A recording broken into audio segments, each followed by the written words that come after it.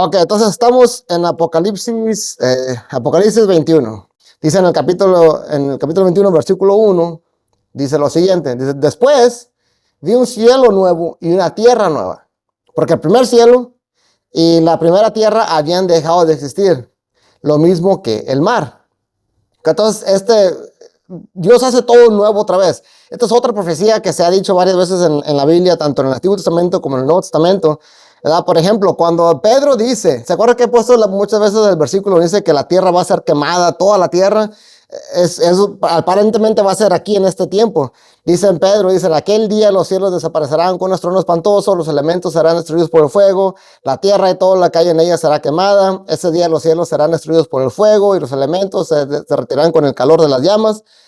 Pero aquí está la promesa, según su promesa, nosotros esperamos un cielo nuevo y una tierra nueva en los que habite la justicia. Entonces aquí es donde se cumple esa profecía.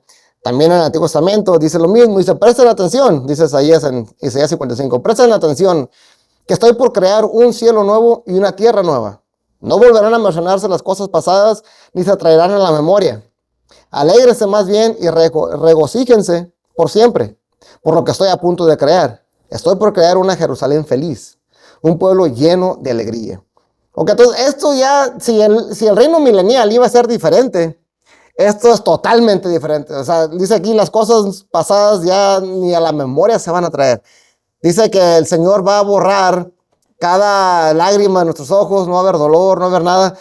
O sea, dice todo va a ser diferente, va a haber otra Jerusalén, una Jerusalén diferente. Dice, bueno, siguiendo aquí en el capítulo 21, dice, además vi la santa ciudad, la nueva Jerusalén, que bajaba del cielo, procedente de Dios, preparada como una novia hermosamente vestida para su prometido. La Biblia menciona otra Jerusalén. Hay dos Jerusalénes, la terrenal y la del cielo. Es una Jerusalén, dice aquí en Isaías, una Jerusalén feliz, dice abajo. Y aquí es la Jerusalén del cielo.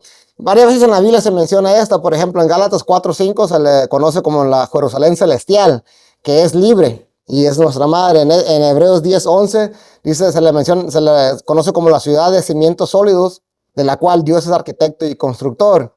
En Hebreos 12:22 le llaman la Jerusalén celestial, la ciudad del Dios viviente. Entonces esta Jerusalén, así como hay un templo en el cielo, ¿se acuerdan que hemos hablado de eso? Y que el templo terrenal era una copia, también hay una Jerusalén en el cielo. Y esa Jerusalén es la que va a bajar a la tierra, a esta nueva tierra, y va a ser vamos a estar aquí, vamos a vivir en esta nueva Jerusalén. Ahora, este nuevo cielo y nueva tierra, hay dos maneras de interpretarse. Una es que Dios literalmente va a destruir este planeta y va a ser otro. Y cuando dice cielos nuevos y tierras nuevas, cuando la Biblia habla de los cielos, se refiere al universo, a las estrellas. O sea, que Dios va a destruir esto y va a ser uno nuevo. O puede significar que va a ser uno renovado. Ahorita vamos a hablar más de eso, pero simplemente que va a ser el mismo planeta, pero el mundo va a ser un mundo nuevo, un mundo renovado. Ahorita vamos a hablar más de eso. Dice, versículo 3, oí una potente voz que provenía del trono y decía, aquí, entre los seres humanos, está el santuario de Dios. Él habitará en medio de ellos y ellos serán su pueblo. Dios mismo estará con ellos y será su Dios. Ok, entonces esta profecía de que Él habitará con ellos, y Dios será, y ellos serán su pueblo. Esta profecía se repite un montón de veces en la Biblia, tanto en el Antiguo Testamento como en el Nuevo Testamento. Desde Génesis 7, por ejemplo, la promesa que Dios le hizo a Abraham, dice, estableceré mi pacto contigo y con tu descendencia como pacto eterno por todas las generaciones. Y que dice, yo seré tu Dios y el Dios de tus descendientes. Éxodo 6:7, haré de ustedes mi pueblo y yo seré su Dios. Levítico 26:11, estableceré mi morada en medio de ustedes y no los aborreceré. Caminaré entre ustedes y yo seré su Dios y ustedes serán mis pueblos. Esa frase, yo seré su Dios y ustedes serán mis pueblos, se menciona un montón de veces. Finalmente se va a cumplir aquí. O sea, literalmente Dios va a estar caminando, como dice aquí, entre nosotros, entre el pueblo.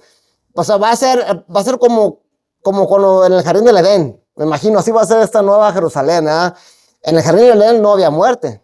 La muerte entró después del pecado. Entonces aquí en Jerusalén, en la nueva Jerusalén celestial, tampoco va a haber muerte. Y así como Dios estaba en el jardín del Edén, Dios va a estar literalmente caminando entre nosotros en esta nueva Jerusalén. Dice aquí que, dice él que hará su santuario dice, entre los seres humanos está el santuario de Dios. Esa palabra santuario es la palabra griega skene, que significa tienda o choza de tela, tabernáculo, enramada, morada. Y lo dice que va a habitar entre nosotros. Esa palabra habitar es keno, que significa acampar, extender su tabernáculo, habitar, morar, todo eso. Entonces, esto nos trae a la memoria la fiesta de los tabernáculos, donde dice que en esta fiesta de los tabernáculos Dios les ordenó al pueblo de Israel que por 7 días tenían que vivir en un tabernáculo. Y la razón de eso era para que recordaran cómo estuvieron viviendo en el desierto y cómo se supone que en el desierto tenían que haber muerto todos. Pero Dios les dio agua hasta de una roca. En una ocasión no había ni qué comer y les trajo, cayó literalmente pan del cielo. Dice que su calzado no se desgastó en 40 años. O sea, el punto de esta fiesta es que el pueblo tenía que recordar que dependen de Dios. A veces se nos olvida, ¿verdad? Tenemos nuestras casas bien a gusto, con aire acondicionado, la tele, estamos ahí sentados viendo la televisión bien a gusto. Se nos olvida a veces que realmente dependemos de Dios. No dependemos de nosotros mismos, sino de Dios. Entonces, esta era una forma de acordarse de eso.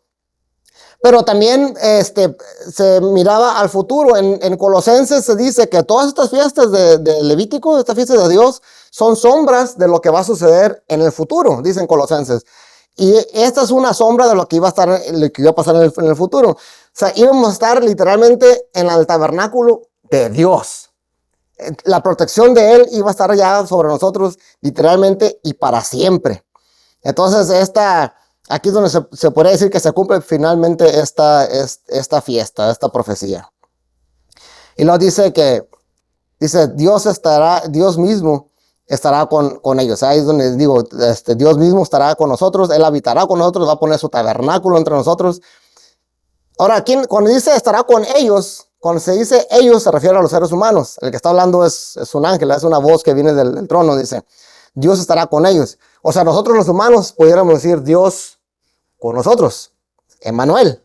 O sea, aquí finalmente se cumple el propósito de Jesús. El propósito de Jesús era redimir a su pueblo, ¿verdad? Estábamos perdidos en nuestros pecados, pero vino Dios en forma de carne, Dios con nosotros, Emmanuel, y aquí ya vamos a estar otra vez viviendo con Dios, o sea, Dios con nosotros. Ahora, Dios ya está con nosotros desde ahorita, ya estamos en su reino. Como dije la semana pasada, todavía no está el reino milenial, pero todos aquellos que hemos decidido vivir bajo sus mandatos, es como si ya estuviéramos bajo su reino, Él es nuestro rey. Pero aquí ya va a estar, literalmente, vamos a estar en su santuario y Dios estará con nosotros. Y como dije hace rato, va a ser un mundo totalmente diferente que no puedo ni imaginar. Dice, Él enjugará toda lágrima de los ojos, ya no habrá muerte, ni llanto, tampoco lamento ni dolor, porque las primeras cosas han dejado de existir. Imagínense eso. O sea, yo no me puedo imaginar ni siquiera haber dolor. ¿Sabes? A veces que te duele la cabeza, a veces, híjole, no sé qué, me duele la cabeza, me duele la panza, comí algo, no sé. Nada de eso va a existir. Ya no vamos a hacernos viejos, ya no se nos va a caer el cabello, ya no vamos a tener dolores de huesos. O sea, todo va a ser diferente. Las primeras cosas van a pasar, van a dejar de existir. Ya no va a haber muerte, no va a haber llanto. Todo va a ser distinto. Dice que dice, Él enjugará toda lágrima en los ojos. Ya no va a haber tristeza. Y esto igual es una profecía que desde el Antiguo Testamento se menciona. En Isaías 25:8, por ejemplo, dice, devorará a la muerte para siempre. El Señor y Dios enjugará la lágrima de todo rostro y quitará de toda la tierra la deshonra de su pueblo. El Señor mismo lo ha dicho. O sea, esto es algo, si el reino milenial no lo podemos imaginar, menos esto. Pero si un montón de profecías ya se han cumplido de la Biblia, entonces lo más probable es que se va a cumplir, es obvio que se va a cumplir esto. El hecho de que muchas profecías ya se han cumplido, eso nos debe dar confianza que las que faltan también se van a cumplir. ¿Sí? será que va a ser como Adán y Eva antes del pecado. Antes del pecado, ajá, va a ser una renovación de las cosas. Va a ser otra vez, va a no haber pecado, va a haber, Dios. Lo que sí noté en los comentarios, y sí es cierto, dice que va a ser lo mismo y va a haber un árbol, bueno, no sé si lo menciono aquí o más adelante, que el árbol de la vida va a estar ahí. Lo que no se menciona es el árbol del conocimiento del bien y el mal. Eso no se menciona. O sea, que fuera pecado de la carne, totalmente. ¿Sí? Fuera.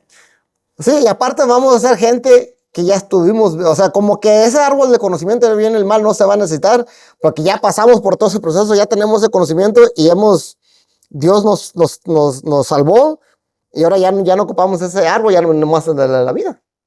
Y va a ser, ese árbol, así vamos a poder comer de todo, va a ser all you can eat, un buffet, ahí sí vas a poder comer y lo más seguro es que no vamos a engordar, porque vamos a tener un cuerpo glorificado. Imagínense un all you can eat, ahí cuando quieras, ahí, vámonos. Bueno, el chiste es que va a ser algo totalmente diferente.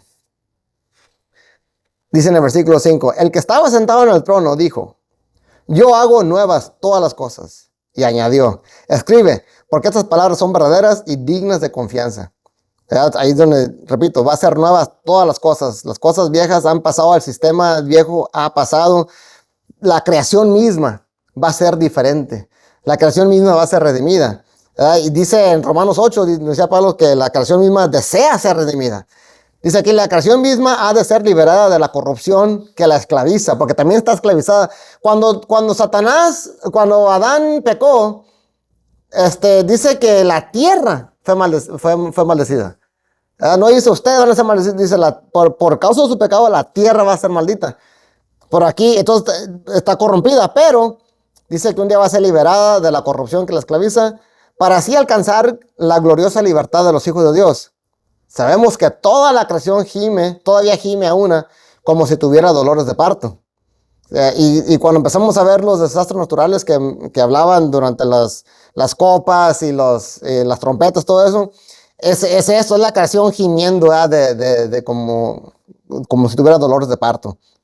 También en Hechos 3, cuando el apóstol Pedro está predicando, habla sobre esta restauración. Dice, el tiempo de la restauración de todas las cosas, como Dios mismo lo ha anunciado desde hace siglos por medio de sus santos profetas. Y aquí es donde hacía la pregunta hace rato, o va a ser una creación totalmente nueva, o sea, Dios va a destruir literalmente este planeta, lo va a explotar y va a ser uno nuevo, o simplemente es el mismo planeta, pero restaurado.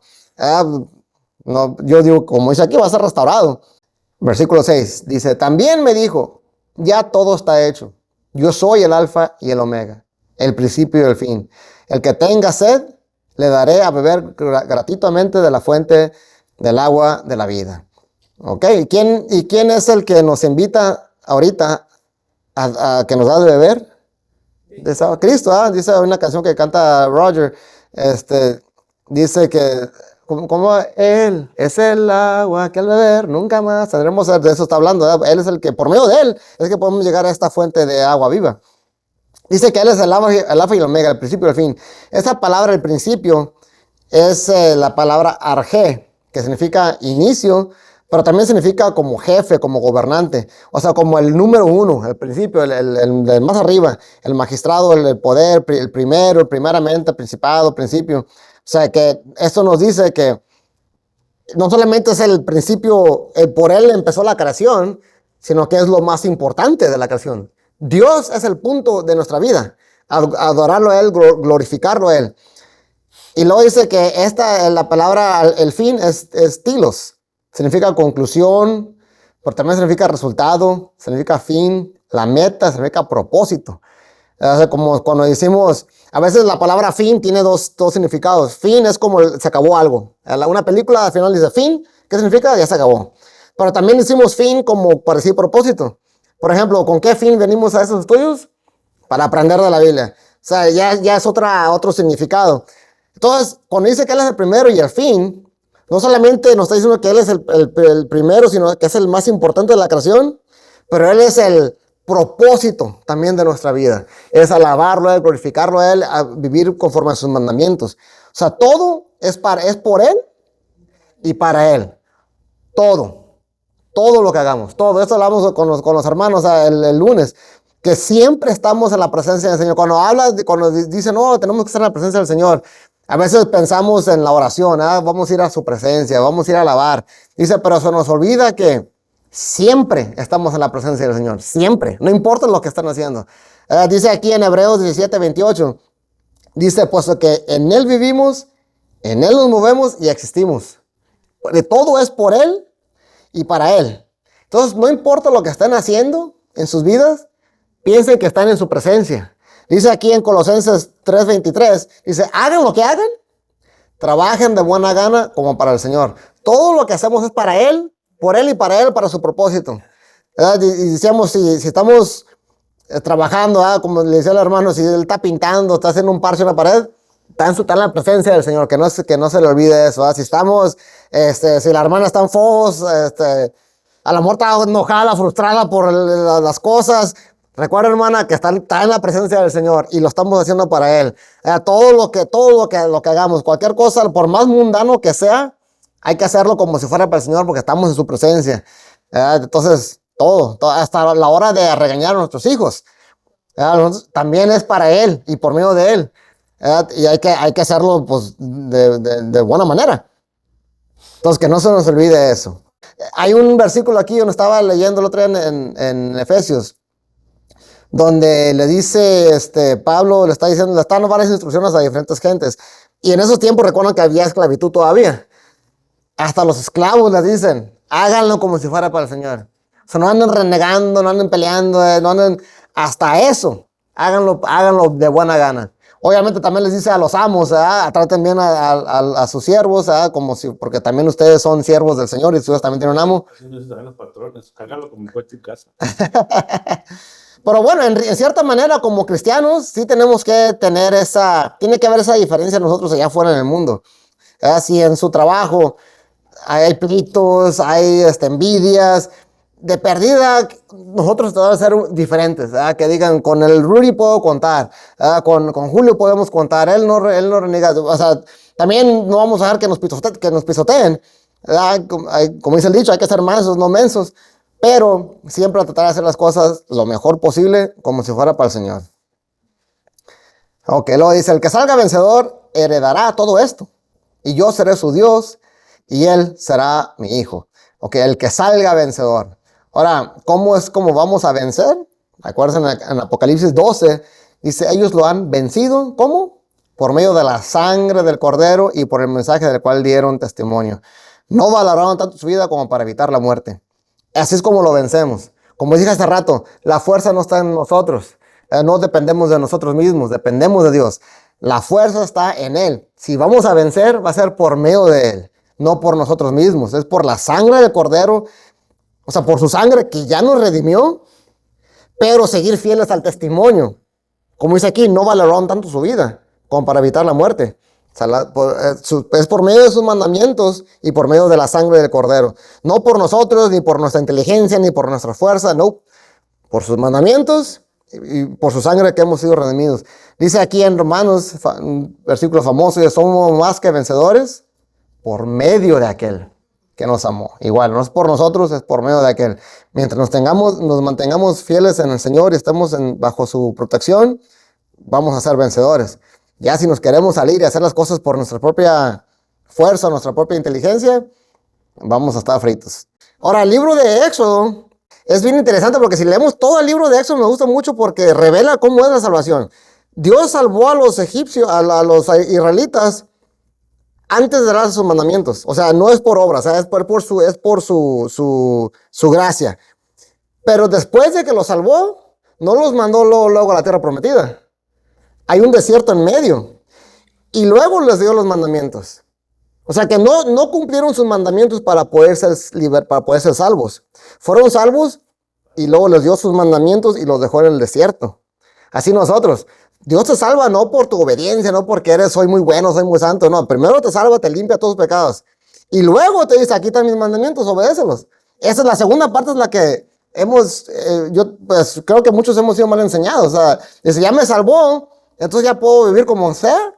Pues no, o sea, te salvó para darte sus mandamientos, aquí están. Y ahora estamos en un desierto en lo que fuimos salvados, hasta que cuando seamos resucitados, estamos en un desierto. Y estamos batallando y hay problemas, hay enfermedades, hay pleitos, hay guerras, va a haber muchas cosas, ¿verdad? Pero necesitamos mantenernos fieles. También me gusta mucho la historia de cuando Jesús perdona a la mujer que habían, la habían encontrado según que estaba adulterando. La perdona, le dice, te perdono. ¿Y lo que le dice? Vete y no peques más. O sea, esa es la segunda parte, es la que como cristianos a muchos se nos olvida. ¿Estás perdonado? Ve y no peques más. Entonces, esa es la segunda parte que tenemos que poner y vamos a vencer, o sea, porque estamos en el Señor. El Señor, como dice la hermana, si somos honestos, reconocemos nuestros pecados, reconocemos nuestros errores, nos arrepentimos, y entonces vamos a vencer. Nada más que a veces el arrepentimiento no queremos, porque tenemos que dejar de hacer las cosas que a veces nos gustan, que son malas, pero también necesitamos empezar a hacer cosas buenas, empezar a ayudar al pobre, empezar a ayudar al necesitado, honrar a tu padre y a tu madre, perdonar. Cuando alguien te ha hecho algo y no quieres, le tienes mucho coraje a una persona, tienes que perdonarlo. O pedir perdón, que a veces el orgullo no nos deja. Cuando nosotros le hemos regado y necesitamos ir con alguien, dice la Biblia que, de hecho, hasta si fue algo monetario, hasta restituirle. El arrepentimiento genuino incluye la restitución. ¿Sabes qué? La regué, perdóname, andaba, no sé, manejando borracho, choqué tu carro. Una, perdóname, y dos, ahí te va, yo arreglo tu carro. Así es, ese es el arrepentimiento genuino. Pero son cosas que el orgullo o nuestra carne no nos deja. Pero lo tenemos que hacer porque es lo que agrada al Señor. Y si decimos que vivimos para el Señor, entonces vamos a hacer cosas que aún aunque no nos agrade, las tenemos que hacer. Pero la promesa es que vamos a ser vencedores. Si hacemos todo eso, dice que vamos a ser vencedores al final. Ok, vamos a ver. Ahora aquí viene una lista. No estamos jugando lotería, no digan yo. Es una lista de las personas que no van a heredar eso. Dice, pero los cobardes, los incrédulos, los abominables, los asesinos, los que cometen inmoralidades sexuales, los que practican artes mágicas, los idólatras y todos los mentirosos recibirán como herencia el lago de fuego y azufre. Ok, esta es la segunda muerte. Y esta lista, hay varias listas en la Biblia.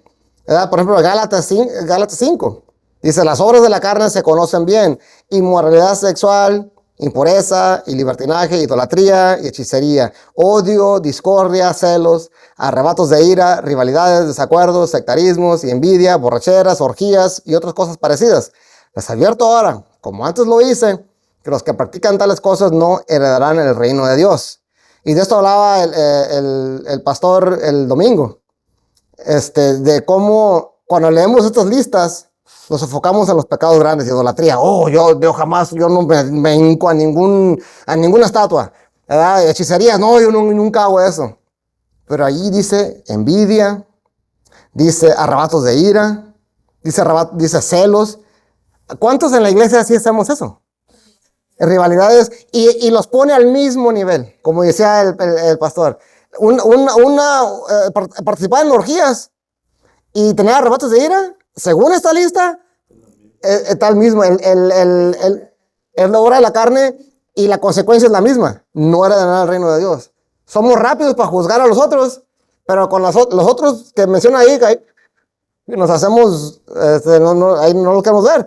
1 Corintios 6, otra lista. ¿No saben que los injustos no heredarán el reino de Dios? No se dejen engañar. Ni los inmorales sexuales, ni los idólatras, ni los adúlteros, ni los sodomitas, ni los homosexuales, ni los ladrones, ni los ávaros, ni los borrachos, ni los calumniadores, ni los estafadores heredarán el reino de Dios. Igual, podemos poner unos pecados aquí arriba, pero como dice aquí los calumniadores, ¿cuántos cristianos son bien calumniadores? Ese es el mismo. ¿Verdad? Entonces, antes de juzgar, mejor hay que ver en cuál estamos fallando nosotros y tratar de no ser así. Ahora, en otra parte en la Biblia dice, se me que aquí en Corintios, después de esta parte dice, y eso eran muchos de ustedes. Ajá, era el que sigue. Bueno, dice, eso eran muchos de ustedes. O sea, ¿cuál es esa enseñanza? Que sí es posible cambiar.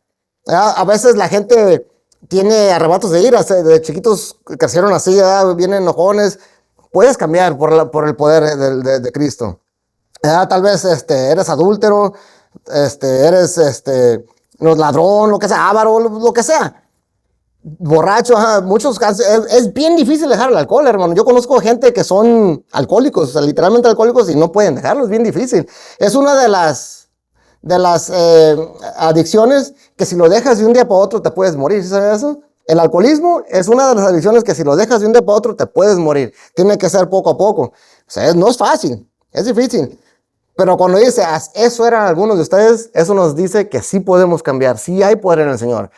Si creemos que Dios hizo el universo, que no tenga poder para cambiarte. O sea, sí nos puede cambiar nuestro corazón. Aunque vamos a seguir, dice en el 9, se acercó uno de los 7 ángeles que tenían las 7 copas llenas con las últimas 7 plagas. Me dijo, ven, que te voy a presentar a la novia, la esposa del Cordero. Me llevó en el espíritu a una montaña grande y elevada y me mostró la ciudad santa, Jerusalén, que bajaba del cielo procedente de Dios. Ok, aquí a la novia de Cristo se decía que es la iglesia, somos nosotros los santos, la iglesia. Aquí la novia se le dice que es la nueva Jerusalén, la que baja del cielo. O sea, y es lo mismo.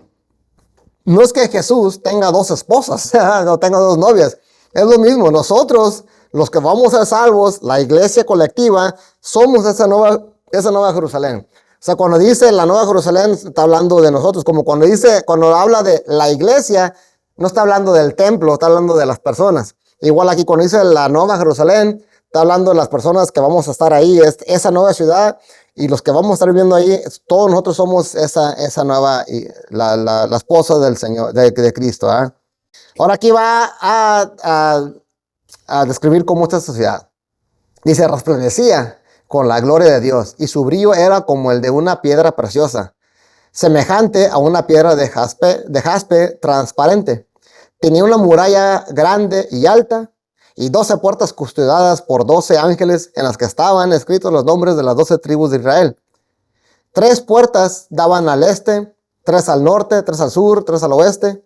La muralla de la ciudad tenía 12 cimientos en los que estaban los nombres de los 12 apóstoles del Cordero. Ok, entonces esta ciudad dice que tiene en las murallas los nombres de las 12 tribus de Israel, pero el fundamento eran los nombres de los 12 apóstoles. O sea, los judíos y la iglesia, unidos como un solo pueblo. No somos más 2, no somos 2 pueblos, somos uno solo, unidos en el Señor. Pero el fundamento, dice que el fundamento era los apóstoles del Cordero, o sea, pues sí, Cristo, la iglesia. Dice en Efesios 2, dice que estamos edificados sobre el fundamento de los apóstoles y los profetas, siendo Cristo el mismo la piedra angular. En él, todo el edificio bien armado se va levantando para llegar a ser un templo santo en el Señor. O sea, ¿cuál es el fundamento de esta ciudad? Los apóstoles, Cristo, la iglesia, la sangre de Cristo, todo esto. Pero cuando dice que las murallas tenían los nombres de Israel, tenemos que acordarnos que la palabra de Dios vino por medio de los israelitas. O sea, se puede decir que ellos por miles de años, por muchos años, en medio de persecución y en medio de peligro, ellos fueron los que estuvieron custodiando la palabra del Señor.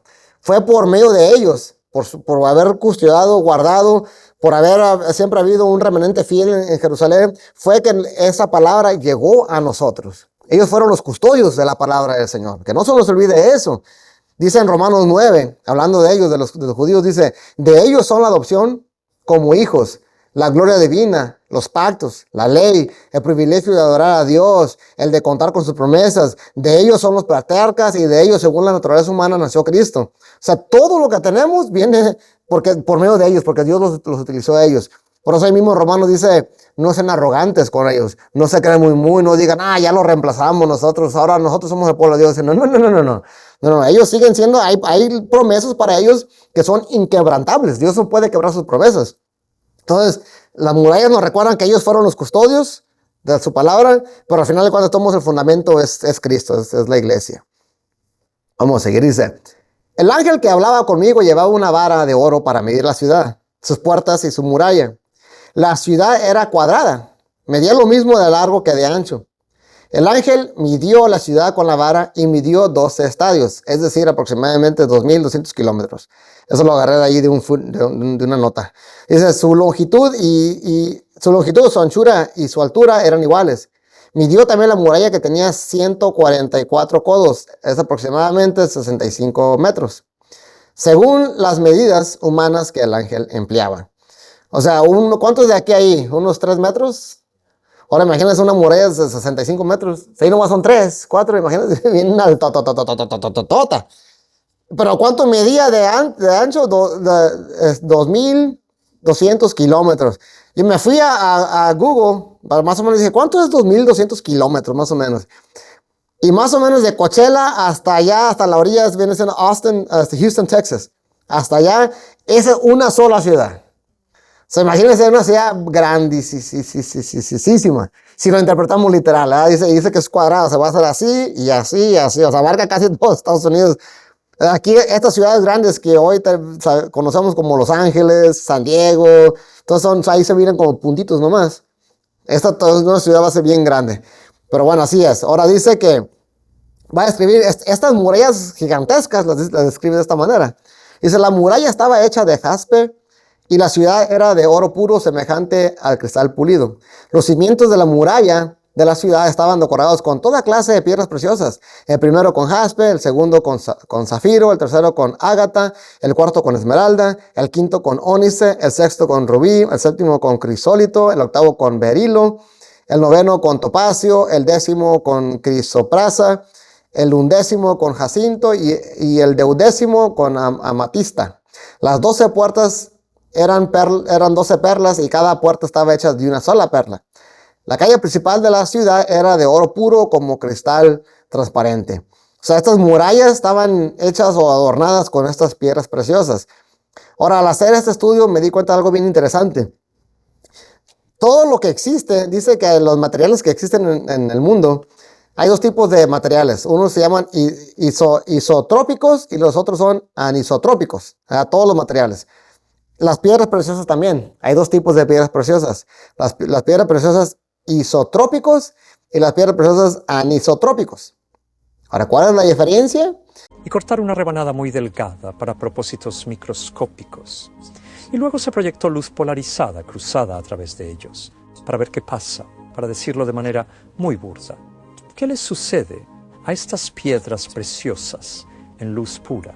Y una de dos cosas completamente diferentes sucede con cada joya. El término técnico, para darte un poco de ciencia por un momento, es joyas anisotrópicas y joyas isotrópicas. Ahora, lo que sucede es esto. Algunas joyas en luz pura, sea cual sea su color inicial, ya sea rojo, azul o verde, se transforman en todos los colores del arco iris y los patrones más fantásticos. Otras piedras preciosas, en luz pura, pierden todo su color, simplemente se vuelven negras, parecen un trozo de polvo de carbón. Y es solo en esta generación que la gente ha descubierto esta propiedad inusual. Por ejemplo, los diamantes en luz pura no son nada. Dice, esto se acaba de descubrir apenas hace en este siglo. Era imposible que se supiera antes, porque antes ni microscopios tenían. O sea, era imposible que esto se supiera antes. Se acaba de descubrir. Dice, pues todas estas piedras que se mencionan son puras piedras anisotrópicas. Todas. O una de dos. O fue pura coincidencia. Porque imagínate, dice que ahorita vamos a ver que no había sol, no había luna, que la luz era la luz del Señor. O sea, estamos hablando de luz pura. Imagínense qué tan hermoso se va a ver esta ciudad de lejos. O sea, con la luz pura y estas piedras preciosas brillando, dando todos estos colores, ¿verdad? Como de arcoíris. O una de dos, o de pura chiripada, al que escribió esto, de pura casualidad, puso puras piedras anisotrópicas sin saber. O el que le dio el que se lo reveló, es Dios. ¿Sí me entienden? Es lo más seguro. Dice, porque esto es imposible que se supiera, esto se acaba de descubrir apenas en el siglo pasado, porque solamente se ve con microscopio. Entonces, dice, una de dos, ¿fue pura chiripada? ¿Le atinó el que escribió esto? ¿O realmente fue revelado por Dios? Obviamente, pues sabemos que fue revelado por Dios todo esto. Pero bueno, estas murallas sí van a estar adornadas y va a haber la luz pura del Señor reflejando en eso, y pues lo más probable es que se va a ver hermoso. Ok, dice, bueno, estas son las 12 piedras anisotrópicas, todas reflejan colores, diferentes colores del arco iris. Y repito, esto era imposible de saber en estos tiempos. O fue mera coincidencia o se la reveló Dios. Son las únicas dos posibilidades. Obviamente creemos que fue Dios. Dice, no vi ningún templo en la ciudad porque el Señor Dios Todopoderoso y el Cordero son su templo. O sea, en el reino milenial decíamos que parece ser que va a haber todavía sacrificios. Aquí ya no va a haber sacrificios. ¿Por qué? Porque ya no hay muerte. Ya no hay templo. Dice, la ciudad no necesita ni sol ni luna que la alumbren, porque la gloria de Dios la ilumina y el Cordero es su lumbrera. Las naciones caminarán a la luz de la ciudad y los reyes de la tierra le entregarán sus espléndidas riquezas. Sus puertas estarán abiertas todo el día, pues allí no habrá noche. Y llevarán a ella todas las riquezas y el honor de las naciones. Es una otra profecía cumplida de Isaías. Isaías 60 dice algo similar, dice, pero la aurora del Señor brillará sobre ti se manifestará su gloria, las naciones serán guiadas por tu luz, los reyes por tu amanecer esplendoroso, tus puertas estarán siempre abiertas, ni de día ni de noche se cerrarán, te traerán las riquezas de las naciones ante ti, desfilarán sus reyes, ya no será el sol tu luz durante el día, ni con su resplandor te alumbrará la luna, porque el Señor tu Dios, el Señor será tu luz eterna, tu Dios será tu gloria. Aquí vemos que se está cumpliendo ya esta profecía. Ok, lo ya para finalizar, dice, nunca entrará en ella nada impuro, ni los idólatras, ni los farsantes, sino solo aquellos que tienen su nombre escrito en el libro de la vida, el libro del Cordero. Ok, ahora es lo que queremos estar, escritos en ese libro. Amén. Ok, y ahí se acaba ya esta sección. Ya la semana que entra terminamos con el capítulo 22, y allí se acaba ya Apocalipsis.